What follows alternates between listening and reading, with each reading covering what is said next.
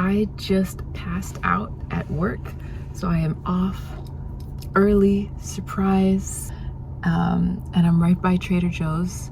So I'm thinking of running in and getting some flowers because there's an event tomorrow that I don't think I'm gonna be able to make it to. It's like a build your own bouquet event where they use the language of flowers and then they look up what those flowers represent and they write like a love letter to themselves. And I was kind of bummed about not being able to go. So I'm gonna see if maybe if any of the flowers speak to me. Maybe get a snack, we'll see. But yeah, I'm just gonna run in and see what I see.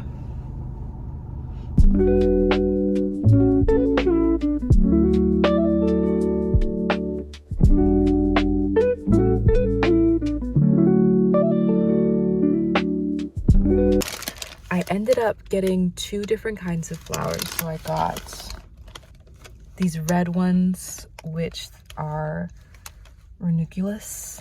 I don't know if I'm saying that right. Ranunculus. And then some white tulips.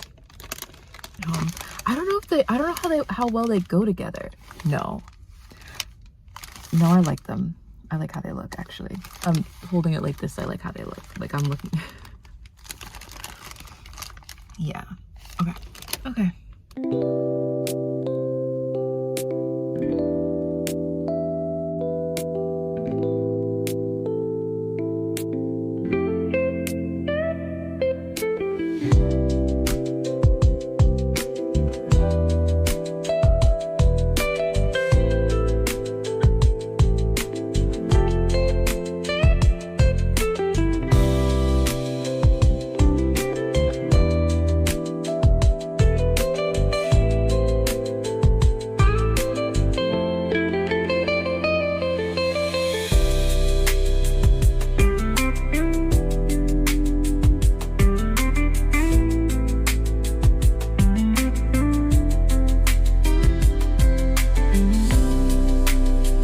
So I just finished this bouquet, so now I'm sitting down.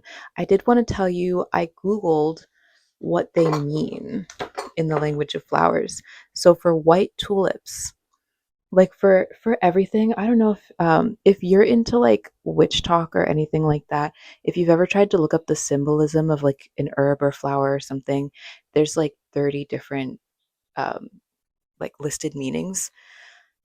But so for white tulip, I got purity, innocence, forgiveness, respect, honor, deep love, rebirth, charity. Charity, it seemed like, was from the Victorian language of flowers. And my favorite one, which is starting a new journey. This is my first YouTube video on this channel. And I would like to think that I'm starting a new journey today with this and with this bouquet as well. Then ranunculus, I did Google how to say it. Oh, I forgot I was wearing my glasses. I don't like to wear them too much because they say it's bad for your eyes or whatever. Then ranunculus. We have love, charm, passion, romance, and attractiveness. For this one, I actually found two different myths. So apparently there's a Persian legend where a young prince fell for multiple beautiful young nymphs.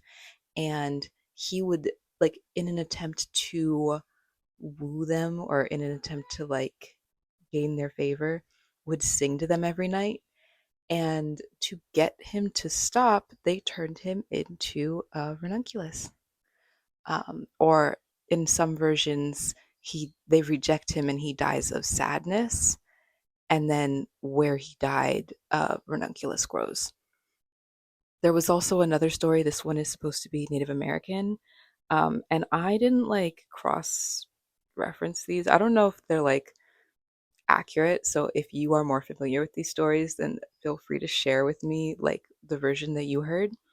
But I saw the Native American one that I saw on this website said that a coyote was tossing his eyes into the air and had them stolen by an eagle. Like an eagle was flying by and just said, "Mine." Which, okay. Um, and then so that coyote replaced them with buttercups. Apparently, ranunculuses are like from the same family as buttercups, which I did not know. Part of the activity that I'm not going to be able to make it to tomorrow is that you write a love letter to yourself, so I think that I might do that. But yeah, those are my flower facts for the day. I think I'm going to do a little bit of journaling once I finish writing. I may or may not include that in this video. So stay tuned. I feel like I've been trying for a while now to be more open to love. I don't think this is what was meant by write a love letter to yourself, but when I think of love, I feel like what that has traditionally meant for me is a sort of protective isolation that has become, for me, unbearable. But I can't convince myself to want to be connected to everyone or anyone, to be honest. I used to be the kind of little kid to write in my diary and then take it around to let my family read it. I'll admit that that didn't last long at all, but I want to feel that kind of openness again. I've been facing this for a while, this feeling, and recently I went to a tarot and astrology meetup. I exchanged readings with a woman who reminded me that I already have everything I need, and I keep going back to that Hugh Grant quote from some movie where it's like, if you look for it, I think you'll find that love actually is all around, which I believe, but sometimes we forget what we believe if we allow ourselves to get a bit panicked.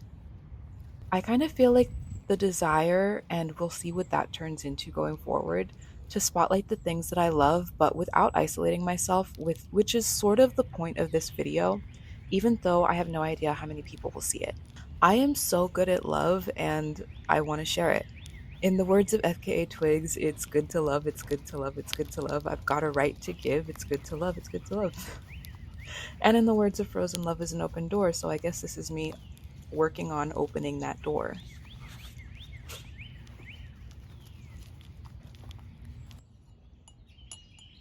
I love my alone time, but in a way that is starting to make me suspect is too fear based for my liking. It's like rather than connect and feel the need to defend my boundaries, I just built a wall to create in peace, which isn't bad, but it's like nothing ever gets in or out. I have felt like I have been doing none of the things that move me. Like I have felt like I haven't accomplished anything. And with my boundaries so secure, nobody has had anything to contradict me with. But I've started looking back at abandoned projects and I realized I've written things that are ready to be published if I want. Like I made the graphics and I just left them alone, like some kind of shrine to the dignity of solitude. I am ready to connect. I'm ready to share my voice. It has been killing me to hide and share strategically and sporadically.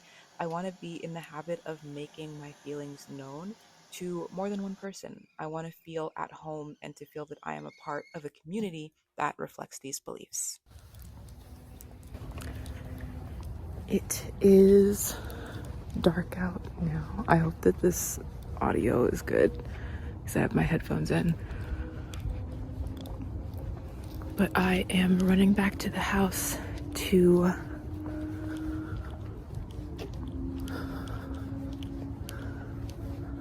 what am I doing?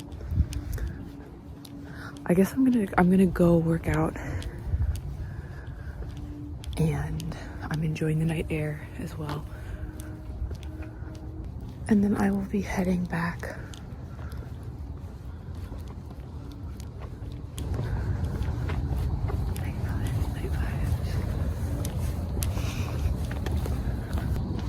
I believe that I am so lovable as I am, and I want to show everyone who I am. One of my affirmations right now is I'm going to tell everyone from this one Kathleen Hanna spoken word performance, and a derivative of that, which is I want to tell everyone, because I do want to, but sometimes I forget.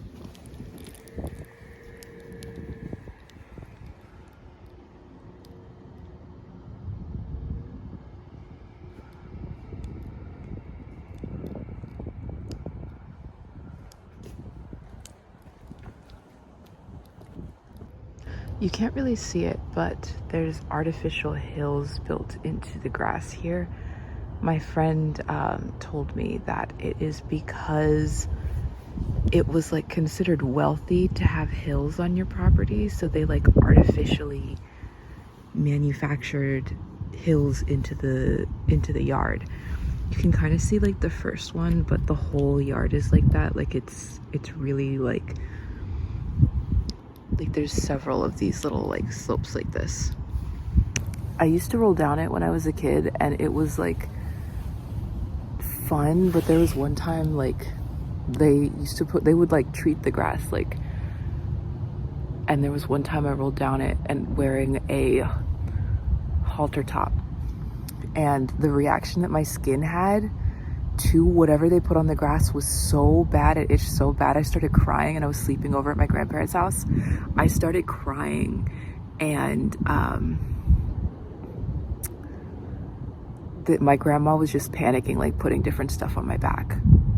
And of course my sister was fine because she had like a normal shirt on. But yeah, I'm gonna continue my walk